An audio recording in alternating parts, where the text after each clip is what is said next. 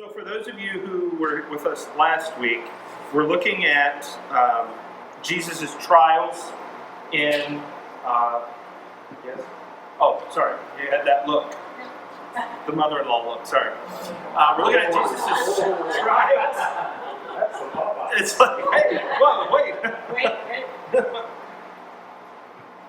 Last week we looked at his religious trials before the Jewish leaders and the Sanhedrin, and where we left off in John chapter 18, Jesus is being taken now to Pilate. And we talked a little bit about why it is that Jesus had to be taken to Pilate, a couple different hypotheses. And the bottom line is the religious leaders need him crucified. They need him killed now. They can't necessarily get their hands dirty with it. So they take what would be a religious charge of blasphemy, and they are now trying to turn it into a political charge of treason to make it a Roman issue so that Pilate has to deal with it. As I was preparing for this message, spent a good amount of time just reading and rereading chapters 18 and 19, specifically looking at the Pilate, interactions with Pilate. And it's a very confusing passage. We also mentioned last week and throughout the John study just the peculiarities of John and what it is that he records and maybe extra details that he gives us versus things that he leaves out. I think what we're going to see today is even more proof in my mind that John is writing. So if we were to see an event today, think about any major event, newsworthy event. When we flip on the news or we open a newspaper or our phones or something, we want to see the who, what, where, when, why.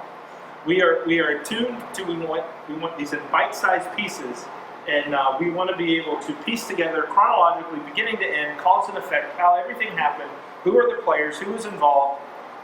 That is not what John or any of the gospel writers are doing. I left on the back of the bulletin from last week this verse that everyone kind of looks at, two verses actually, everyone kind of looks at is why is John writing? You have to get yourself in a first century mindset and even just, what's the word, like genres of writing. If we were to read a mystery book today, we're used to hearing things like, it was a dark and stormy night. Right? Or if we say something like once upon a time, you already are in a mindset this is a fairy tale, right? So when the Gospels were written, they were written as a certain type of literature that was to persuade or convince their audience. So it's not a narrative play-by-play, this is the life and times of Jesus. It's just certain things are lifted, certain things that Jesus says and certain things that Jesus does. But John here, John chapter 20, verse 30 and 31, Jesus performed many other signs in the presence of the disciples that are not written in this book. But these are written so that you may believe Jesus is the Messiah, the Son of God, and that by believing in his name, and that by believing you may have life in his name. So John has a very specific purpose. And what I started with last week, and we'll see again this week, and actually in the coming weeks, is that John uses literary devices and actually plays on words to point back to what he said earlier in his gospel. When we finish John, Wes and I had mapped it out that it's probably the first week of September, or somewhere in there, that range. We will have been in John a whole year. Now we've taken a couple breaks at like Christmas and just different places to come up for air, but we've spent a whole year looking through John.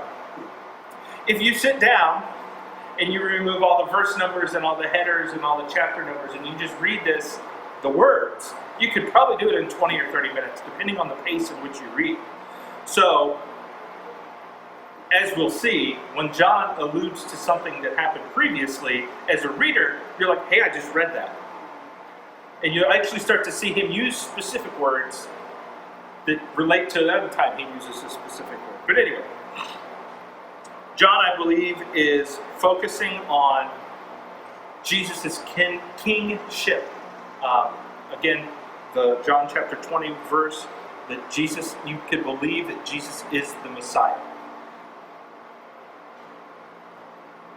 It's important.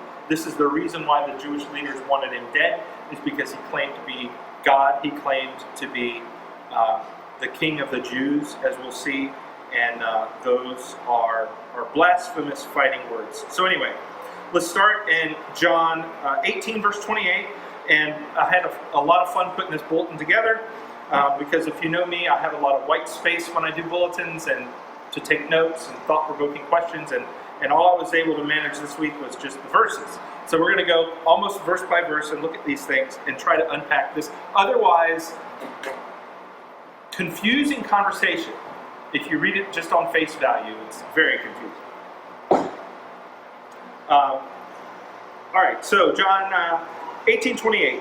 Then they, that is the religious leaders, led Jesus from Caiaphas to the governor's headquarters. It was early morning.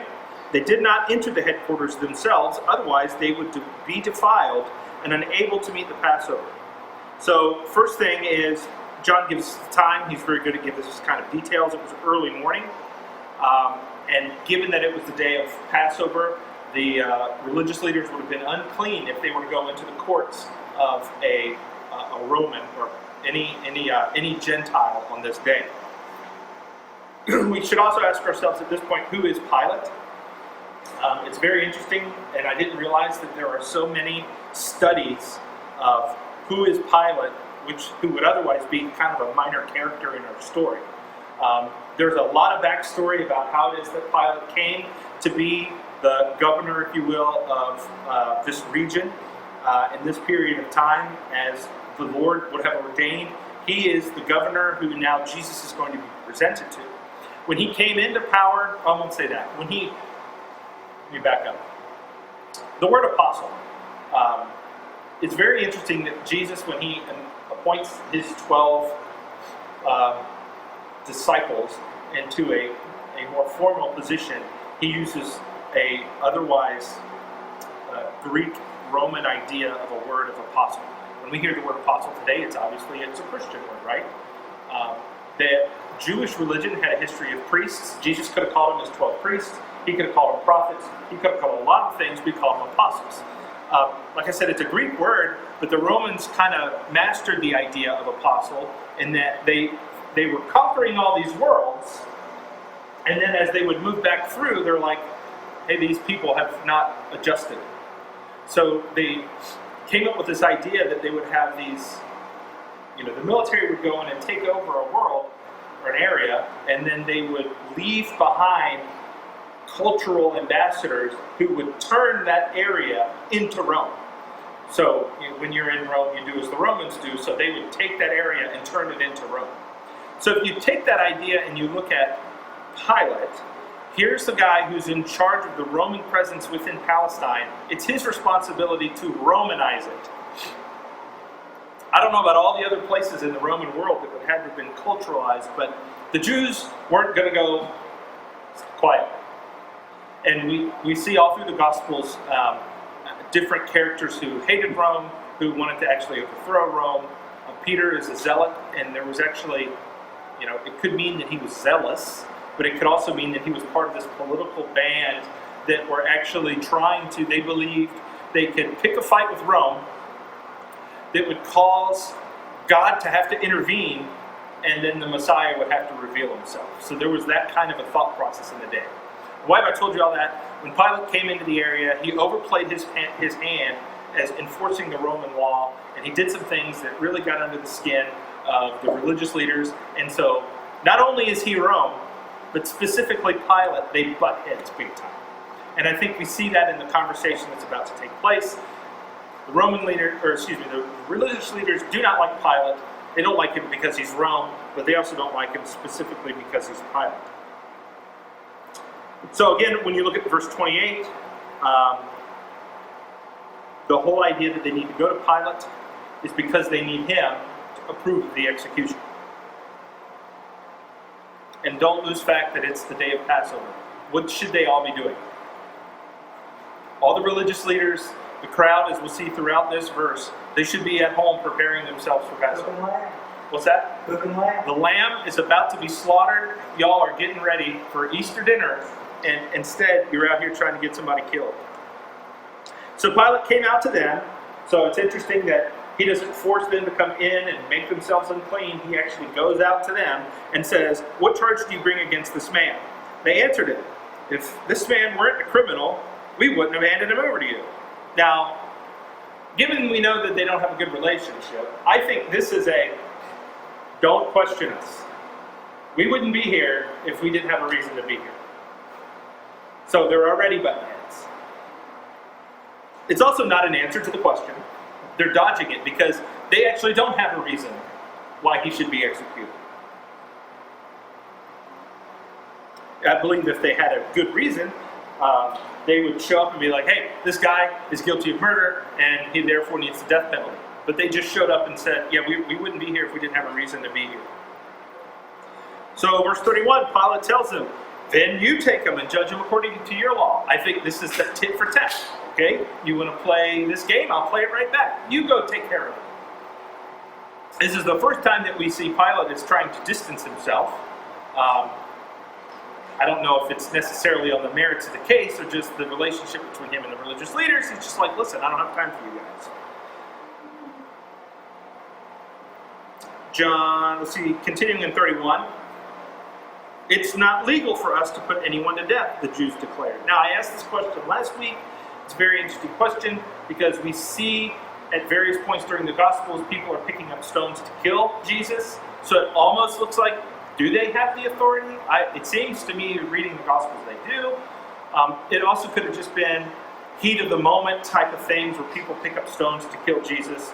However, then we look into Acts and we see Stephen's execution by stoning, which seems to be sanctioned by Paul because of his presence there. So to me, this is not very clear. It could mean they knew they were not able to put Jesus together for this crime, or put Jesus to death for this crime. It could mean they knew we don't have a reason to put this guy to death. Like, we actually don't have the authority to kill this guy because he hasn't done anything worthy of the death penalty. It could be that it's Passover. Again, they don't want to actually have their hands dirty with death on Passover. Or it could mean, "Hey, Pilate, Rome is the one that told us we can't execute anybody, so here you go, your problem." I think they're playing this ping pong game back and forth and saying, "Yeah, we would try him by our own law, but you won't let us kill him. So he's your problem." And it's actually interesting, it's not in John that Pilate even actually tries to pawn him off to Herod.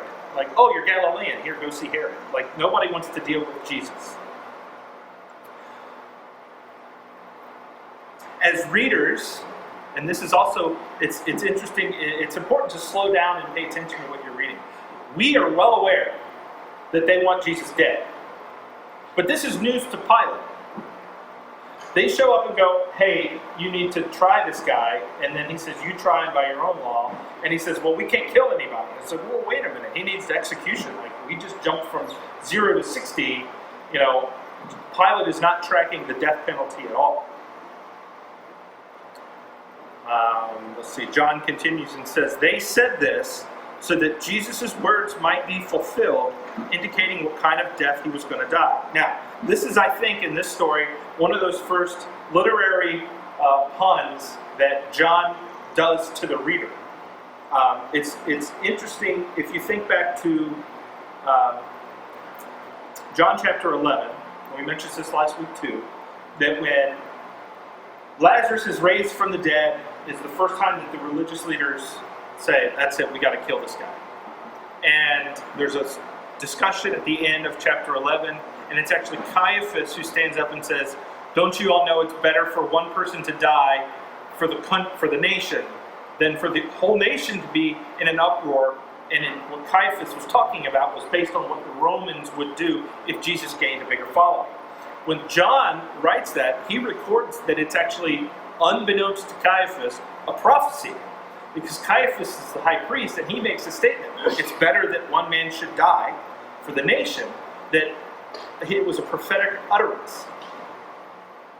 In this passage, when John refers back to, "They said this so that Jesus' words might be fulfilled, what kind of death he was going to die," they weren't trying to be prophetic at that moment. But what they were doing was repeating something that Jesus had said not a week earlier. if you're reading in John, and you think back to John chapter 12, which again, chronologically, this is Thursday, Friday in the calendar. John chapter 12 is like Sunday, Monday. That's the triumphal entry. And Jesus comes into Jerusalem, and he goes to the temple, and while he's in the temple teaching, some Greeks want to come see Jesus. And they make their way to Jesus, and you can go back and read exactly what happens, but Jesus prays that the Father's name would be glorified, and there's a voice from heaven that says, I have glorified it, and I will glorify it again. And it says everybody in the temple, some hear a voice and think it's an angel, some hear thunder and aren't really sure what's happening, and then Jesus speaks again, and when he speaks, he says, as for me, if I am lifted up from the earth, I will draw all people unto myself. And John adds, he said this to indicate what kind of death he was about to die. So, when John adds that little piece of commentary after what the Pharisees said, or the religious leaders, that they want him to be crucified, and it says, they said this so that Jesus' words might be fulfilled. As a reader of John, we are immediately taken back to the triumphal entry day. And in our mind, we're going, man, that's exactly what John said of that day.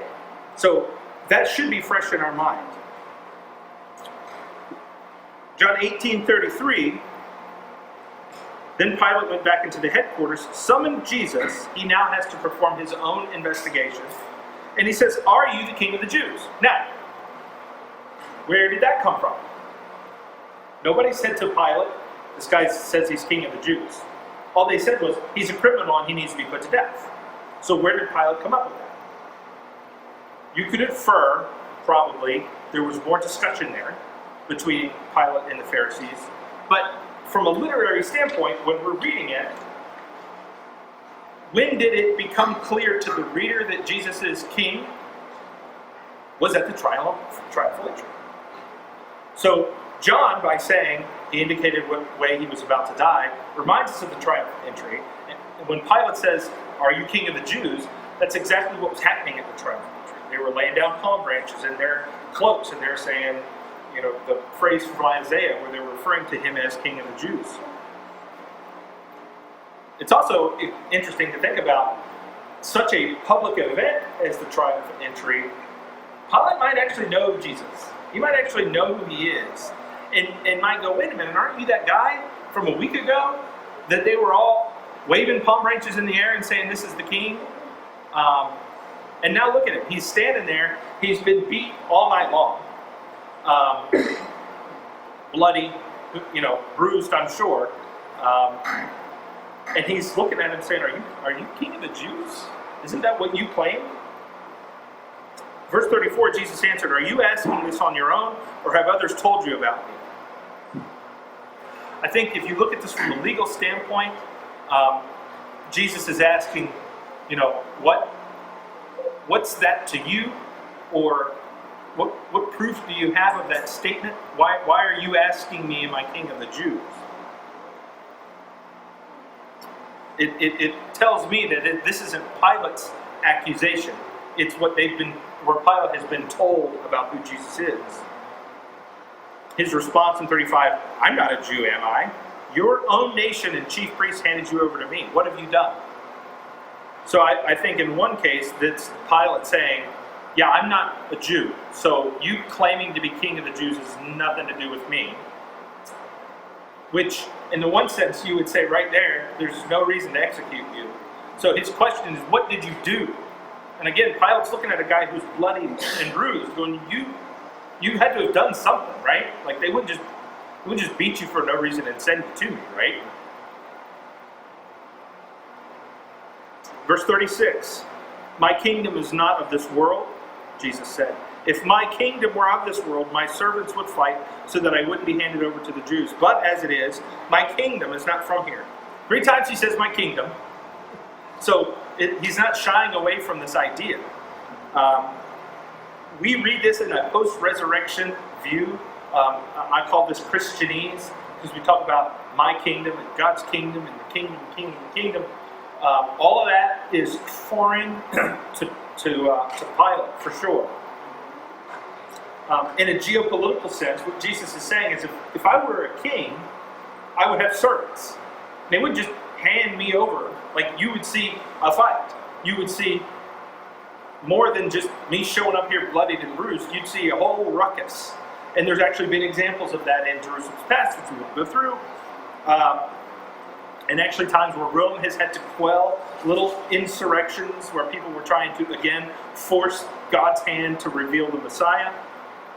But if you think back to the last 24 hours, Jesus' followers did try to fight, right? Peter, his expert aim cut the ear off of Malchus. Of course, we think that was not his aim. I often think it would be funny if John actually, or Peter actually cut the guy's head off, and then Jesus would be like, "Hey, stop! What are you doing here? Sorry, are you okay? Like, put the thing away." like he says, "Don't you realize I could call all these angels? Like I'm doing this willingly." And I think that's what John is highlighting again. But the fact that Jesus is standing here, he knows he's innocent, and he knows that there's no evidence to say anything other than the fact that he's innocent. But another thing to point out, Jesus says, if my kingdom were of this world, my servants would fight. If you've been reading cover to cover, by the time you get to him say, my servants, something that would stick out in your mind was something that happened also the night before. One of the last times that the word servant is used by John is when Jesus says, "You are my friends. If you do what I command you, I do not call you servants anymore, because a servant doesn't know what his master is doing. I called you friends, because I have made known to you everything that I've seen from the Father." So John, the writer, is speaking to the reader once again to say, God doesn't have servants, he has followers.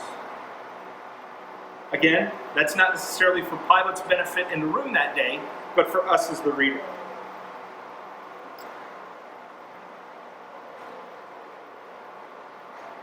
The last way you can think about this when he says, my kingdom, my kingdom, my kingdom, is that if Jesus were actually an earthly king, he would be king of the Jews. And so it wouldn't be the religious leaders who would be handing him over.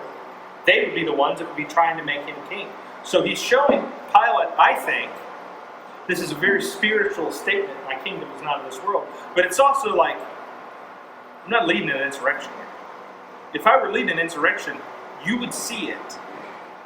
It would be all over the streets. Verse 37, "You are a king then?" Pilate asked. Jesus you say that I am a king, Jesus replied. I was born for this, and have come into the world for this, to testify to the truth. Everyone who is of the truth listens to my voice. Now, it's clear that Pilate asks the question, you're a king then? But what's not necessarily clear, is he condescending? Is he being antagonistic?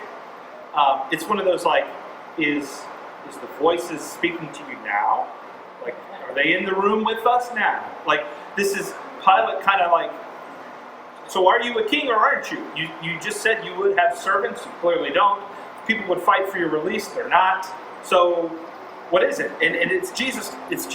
Now it seems to be saying, I didn't say I was a king, you said I was a king. Well, the last sentence you just said, my kingdom is not of this world. So I think what Jesus is clearly separating is, again, I'm not leading an insurrection.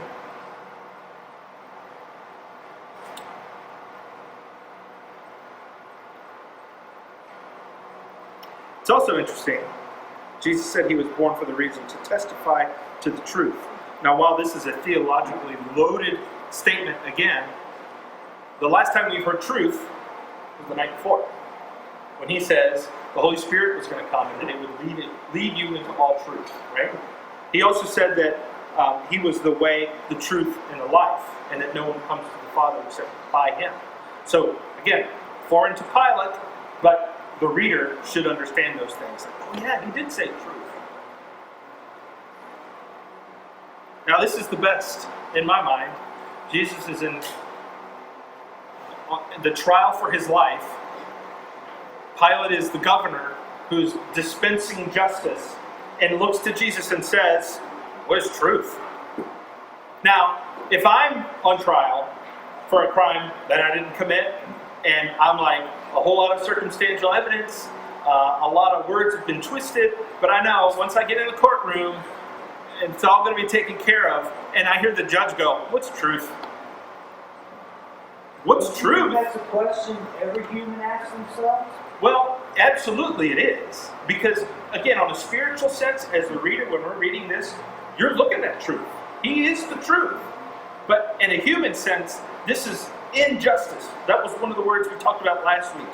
The person over which is supposed to be executing judgment doesn't think there's such a thing as truth. That's a big deal. Now, what's also interesting is that as a reader, that's one of those, like, you know, I was thinking about this musically.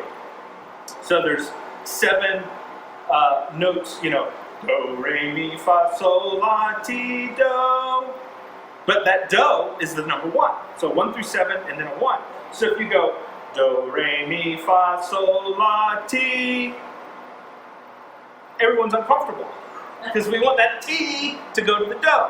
And there's actually, I was trying to think of an example in songs where you usually start with the 1 chord or the root chord, and you usually end back at the root chord. And I remember in music theory class, someone said, the professor's like, you start on a 1, you end on a 1, and then someone in the class, and I don't know, they must have had it primed because who thinks like this, goes, what about Just As I Am? And then you can look around the room and everyone's going, I come just... And everyone's like, whoa, yeah, it's not. And then so we started singing all these songs, and you realize a lot of times there's chords, leading tones and stuff in music, and it don't matter necessarily to you, but from a musician standpoint, you're like, resolve. Like, and it's like you just leave it hanging. If the song ended on a T, nobody would be happy with that. It makes us uncomfortable. When John records what is truth, we're expecting, like, tell him, Jesus. But then he just moves on. Because he says, everyone who's of the truth listens to my voice. Isn't that another way of Pilate saying, I'm not listening? You know? It's definitely like Jesus is talking past Pilate. And he did it. He did it the night before when he was with the religious leaders. When he said something and the guy hit him in the face and he's like, did I just say something that was wrong? Why did you hit me in the face? I didn't say anything wrong. So what Jesus said is factually, theologically correct as we read it, as the readers read it, as John wrote it. But Pilate in the room is like, what? What is truth? And it's just a very uncomfortable thing. So for us, the reader who feels that tension, we are, like I said, we are pulled back into the story where we go, Jesus is the way, the truth, and the life. No one comes to the Father except through him. Jesus is going to give us the Holy Spirit, the Spirit of truth that will lead us into truth. We know these things. And again, as a reader, when you're reading to the point when John said he wants us to be able to know who it is that Jesus is, and that we can believe on him, all of these things are going, like we see that when we read it. Well, we know all these things. We know all these things. Now. But Exactly. before we knew all these things, Pilate's asking the questions that I think we ask ourselves. Is this Jesus the King of the Jews? Who is this guy? You know, what is the truth? I mean, I can hear all kinds of people saying they have the truth, from the Jehovah's Witnesses to Muslims to everything. I think these are fundamental questions that each of us should have had at some point. They are fundamental questions that we read, again, post-Christian or post gospel message, and they make sense to us today. They did not as they were transpiring. It's interesting. They didn't always make sense to me. So I thought of it like this. We talk about who is Pilate, and like I said, you can do a lot of studies on how it is that Pilate came to be in power in Palestine that day, and his days are numbered. That's why he acts the way he does on this day. Is he knows he is on the Roman chopping block, no pun intended, and just one more thing means he's right. So he can't have riots. He can't have insurrection. He can't have any of those things going on. And he's the guy asking these kinds of questions. He's the guy this day who's face to face with the Messiah, and he's like, Well, there again, that's us. Before we met Christ, our head's on the chopping block. that's right. So I think he's asking a lot of questions I was asking before I. And we'll see in a little bit later that there's many hours that has taken place in this room. Yes. And these are the things that John records for us. So he is highlighting them specifically for the reader. So he goes straight from what is the truth. It says, continuing in verse 38, after he'd said this, he went out again to the Jews and told them, I find no grounds for charging him. Interesting, he doesn't say, I find no grounds for executing him. He says, I find no grounds for charging him. I don't know why you guys brought this guy to me. He's done nothing. He could have stopped right there. He could have said, have a nice day. There's nothing that this guy's done wrong. I don't have to do anything. But he decides instead to give them kind of an out. He says, you have a custom that I release one Passover to you at the Passover. So, do you want me to release to you the King of the Jews? Now, from this point on, Pilate says, King of the Jews. Right up to the point where he writes it on the side that hangs above the crucifixion. Is he being antagonistic? No. But just like we saw with Caiaphas in chapter 11, it's kind of a prophetic thing. Jesus is the King of the Jews. And that is how he is referred to by Pilate for the rest of the way. They shouted back, not this man. They don't even say Jesus' name. Not this man, but Barabbas. Now Barabbas was a revolutionary. Just on that title, King of the Jews, it's interesting that in that instant, the Jews did not recognize Jesus as King of the Jews, but the world did. Again, perhaps prophetically, but by the time that John is writing, there's this separation that's starting to happen between Judaism and Christianity, if you will, and there's a lot of Jews, obviously, who are still not convinced of who Jesus is, and there's a lot of Gentiles who are being saved. So John, the writer, is showing this world acceptance of who Jesus is and Jewish rejection of who Jesus is. And again, they don't use, we saw this happen several times where the Good Samaritan, and Jesus says, who is the man's neighbor? And he doesn't even say, well, I guess it was the Samaritan. He'll say, it was the guy who took care of it. He won't even say Samaritan. The Jews don't even say King of the Jews. They say this man.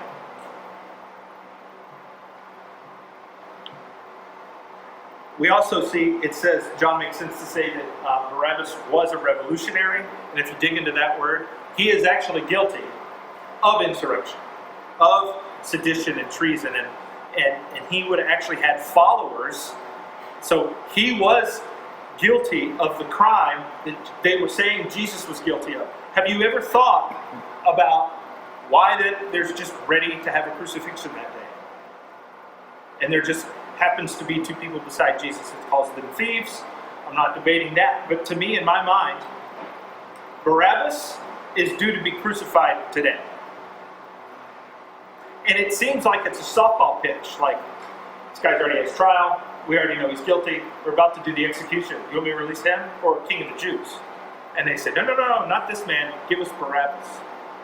And I think you can't now read through this, at least I can't, without having the imagery of Passion of the Christ. Because you see Barabbas in the Passion of the Christ movie, and he's kind of like, whoa, like, I'm getting let free, and they take his chains off, whatever, and he starts walking away. And he's kind of looking back at Jesus, like, oh, okay. And he gets to walk free. So here's another guy whose head was literally on the chopping block that day. We're skipping through the flogging. We understand that Pilate takes Jesus and has him flogged. And at least I believe the way John records it is that he does this in such a way that he would hope that that would assuage the religious leaders, that when they bring Jesus back out, which the picture on the front of your bulletin, and again, I don't know Latin, but is "Behold the Man." That's what this is, the name of this painting. And it's after Jesus has been beaten, after he has been flogged. They put the robe and the crown of thorns on him, and he's just a bloody mess, and they bring him back out. Picking up in verse 6, it says, when the chief priests and temple servants saw him, they shouted, "Crucify, crucify." And Pilate responded, "Take him up and crucify him yourself. I find no grounds for charging him." Again, charging him. Not executing, charging. In the one sense, this could be Pilate actually saying, yeah, go do it. I hereby give you the authority that you can crucify him yourself. Now, the religious leaders have that same problem, like, well, we actually can't do it today because it's Passover day and we don't want to be unclean. He's hoping that that will appease the crowd again, but it doesn't. Verse 7 says, we have a law, the Jews replied, and according to that law, he ought to die because he made himself the Son of God. Now, all the cards are on the table. They're saying the law that was broken was blasphemy, which to a Roman, it's like, I don't care. I don't care that they blasphemed your religion because your religion's garbage anyway. It's the Roman religion that, Verse 8 picks up, when Pilate heard this statement, he was more afraid than ever, which again tells me he was afraid already. He went back into the headquarters and asked Jesus, "Where are you from?" Which seems like a weird question again. Like, maybe we're at this point and you're just now asking me where it is that I'm from. But Jesus did not answer. So Pilate said, "Do you refuse to speak to me? Don't you know I have authority to release you and the authority to crucify you?" "You would have no authority over me at all," Jesus answered, "if it hadn't been given to you from above. This is why the one who handed me over to you has the greater sin." So it seems here that Jesus is saying the Jews are more culpable in what's about to take place than you. There is some idea in church tradition that Pilate was secretly a Christian. I don't know. I don't care. It says the greater sin. So it's not like his hands were clean, even though he's going to try to wash his hands of this later. He's not innocent, but he does say it's because they trumped up these charges and brought me over here, and they are going to be judged on the fact that I'm king of the Jews more than you, who are not a Jew, is going to be judged on the fact that I am the king of the Jews.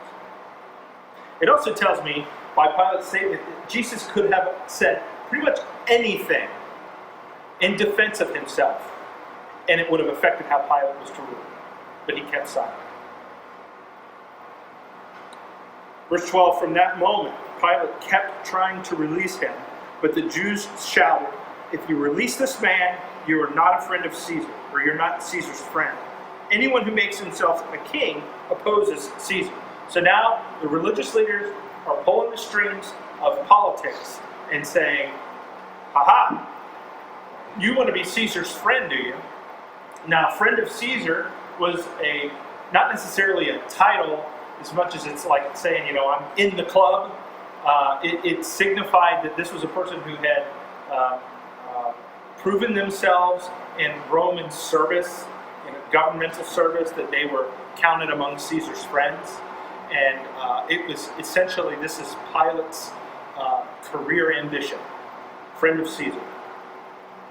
It also shows, it at least highlights again, that it's a rocky relationship in this region right now between Rome and the citizens of Judea, that Pilate is either going to control this area or he is going to be removed. So he doesn't need an uprising right now, and he certainly doesn't need these people calling out, "Hey, by the way, did you think that you're going to make regional manager? Because you're not. If you don't deal with this guy, he's broken a law. He's called himself king. What are you going to do about it? I thought the rule was, if you call yourself king, you're going to be executed. Pilate, what's the deal, Pilate? Hey, don't let me call regional headquarters." So Pilate is now stuck, and he's looking at Jesus, and he's looking at the crowd. Verse 13, it said, when Pilate heard these words, he brought Jesus outside. He sat down on the judge's seat in a place called the Stone Pavement, but in Aramaic, Gabbatha. And then John again tells us what time it is. It was the preparation day for the Passover, and it was about noon. And then he told the Jews, "Here is your king." Again, kind of a prophetic utterance. John, at the beginning of this passage, said it was early morning, so there's about 6 hours between here and then the other Gospels that report him going to Herod's palace. But it's about noon now, and the key there, Passover, noon, this is the time when the Passover lambs start being slaughtered. Which is where Caiaphas and all the religious leaders should be, at the temple handling business. But instead they're looking at Jesus, King of the Jews, stone pavement, and he's about to be condemned to be executed. They shouted, take him away and crucify him." Pilate said to him, "Should I crucify your king?" And then here's the kicker. "We have no king but Caesar," the chief priests answered. And they handed him over to be crucified. So, no king but Caesar is another one of those phrases that Rome would have had their foot on the neck of Judaism, if you will, to say, you need to say, there's no king but Caesar, and they would not have done it. And it is at this moment that they willingly said it. And so there's Rome, the worldly government, Jesus, King of the Jews, and the religious leaders, all in this place of judgment. And the religious leaders, speaking for the whole nation, say, "We have no king but Caesar." And talking with Wes about this passage, he says, those same three groups are about to be shifted. And Jesus sits at the judgment seat with the world and Judaism, right? And now it's like, yeah, we said we have no king but Caesar, but I want to take that back now. If you think through, there's another example of this when you read through Acts, and I think Paul, whenever you see this phrase, Jesus is Lord, there was a phrase in Roman society that says, Caesar is Lord. And that was something that they held the knife to Christians' throats later and say it. And they would say, Jesus is Lord. Right? So we throw that around, Jesus is Lord. But that was a deliberate play on Caesar is Lord. So we have no king but Caesar. And I can imagine Jesus standing there going, oh, okay. So in the moment where Jesus is about to be condemned for crucifixion, the moment where he is about to be the Passover lamb slain, they outright deny any kingship that any king of Israel would ever have. And they say, we have no king but Caesar.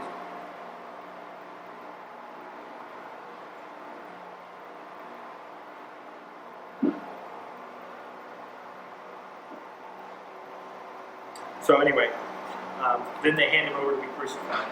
So these passages, I think, and I wrote down on the footer of the second side of your bulletin right there, I think that the way John is writing his whole gospel, but what he's wanting to highlight in these passages are that Jesus was innocent.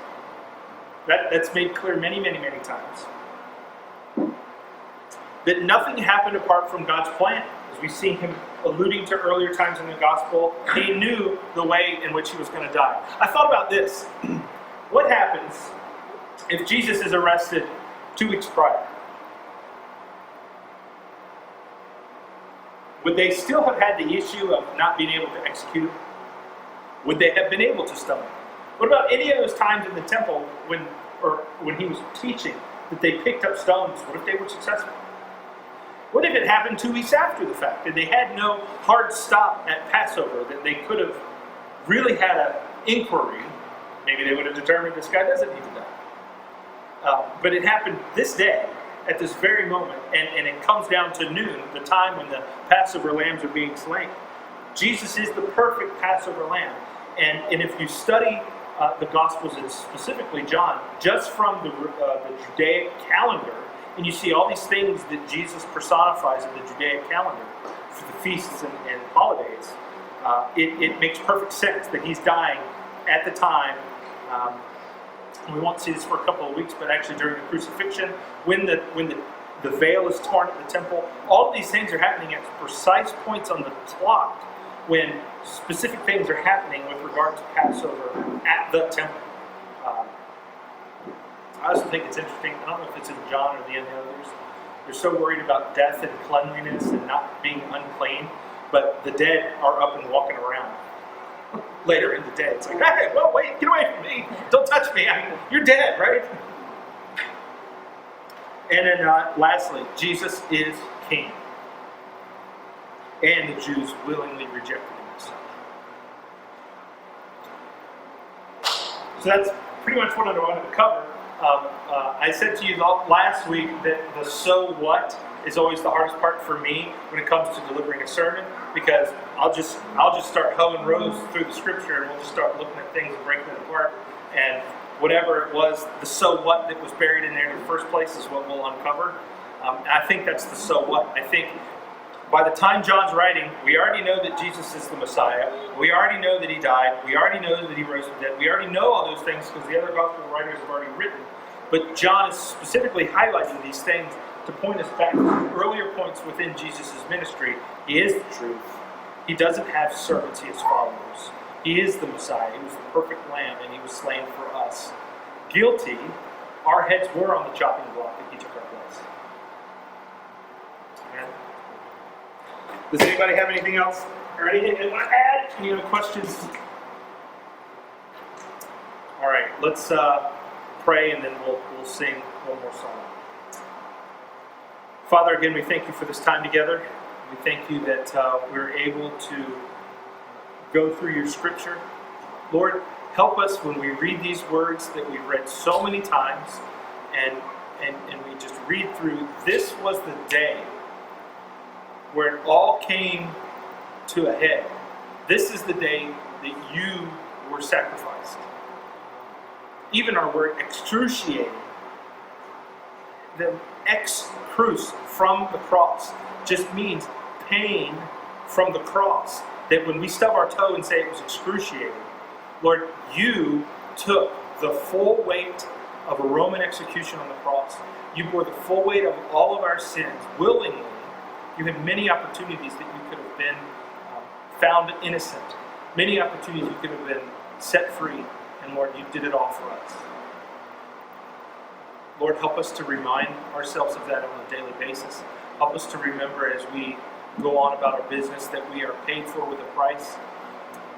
Lord, help us to live a life that's worthy of that calling, Lord, worthy of the sacrifice that you made for us. We love you so much, Jesus. And it's in your name that we pray.